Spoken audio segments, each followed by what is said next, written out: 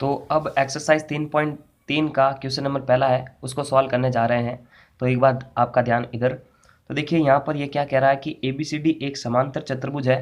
प्रत्येक कथन की परिभाषा या प्रयोग किए गए गुण द्वारा पूरा कीजिए। यहाँ पर हमारे को इसके सामने वो चीज़ बतानी है जो समांतर चतुर्भुज के गुण का पालन कर रही है। तो समांतर चतुर्भुज के कुछ गुण होते हैं, तो इनके कंडीशन के हिसाब से आपको बताना है। तो यहाँ पर इन सब के सामने खाली जगह दे रखी है कि AD किसके बराबर हो सकती है और वो गुण भी आपको लिखना है। तो यहाँ पर देखिए AD जो है, यहाँ पर ये AD ये रही। अब देखिए AD जो है, AD के सम्मुख भुजा एक है BC। AD BC के बराबर हो सकती हैं। कारण है इसका यही है कि समांतर चतुर्भुज की सम्मुख भुजाएं बराबर होती है। समांतर चतुर्भुज की सम्मुख यानी आमने सामने वाली भुजाएं, सम्मुख भुजाएं बराबर होती हैं। ये इसका गुण हो गया, ठीक है। अब देखिए आगे बढ़ते हैं।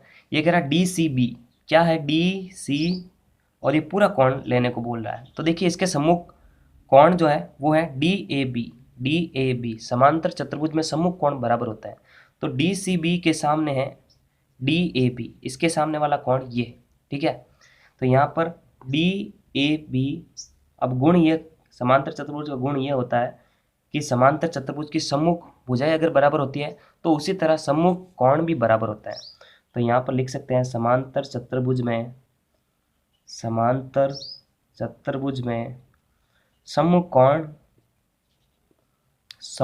कोण बराबर होते हैं। ये इसका गुण होता है, सम्मुख कोण बराबर होते हैं। तो इस तरह से ये सॉल्व हो गया। अब आगे बढ़ते हैं। यहाँ पर ये हमारे को OC बराबर में कुछ लिखने को कह रहा है।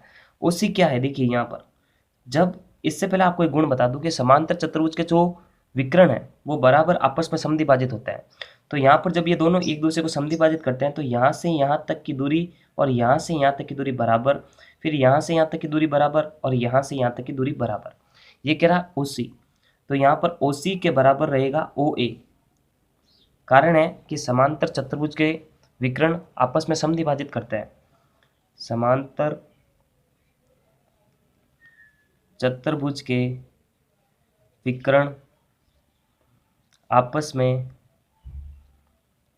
में समद्विभाजित करते हैं, यानी समान दो भागों में अपने आप को विभाजित करते हैं।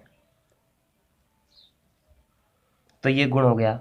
उसके बाद में DAB और CDA। अब देखिए DAB और CDA, यहाँ पर देखिए आप इसके अंदर आपको एक बार देखना है कि जो ये कोण बन रहे हैं, ये कोण DAB और CDA, ये क्या होता है, जब A की भुजा पर इस तरह से दो कोण बन रहे हैं तो इनको बोलते हैं समांतर चतुर्भुज के अंत कोण, अंत आसन कोण, ठीक है। समांतर चतुर्भुज के जब इस तरह से एक भुजा है, यहाँ पर भी कोण है, यहाँ पर भी कोण है, देखिए यहाँ पर ये भुजा है, यहाँ पर भी कोण, यहाँ पर भी कोण, तो ये इन कोणों को आसन कोण बोलते हैं। अब समांतर चतुर्भुज है तो समांतर चतुर्भुज के अंत आसन कोणों का योगफल 180 डिग्री के बराबर होता है।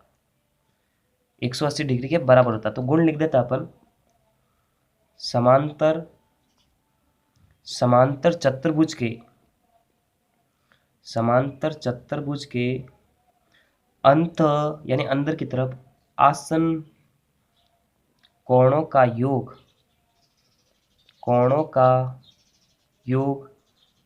180 डिग्री होता है।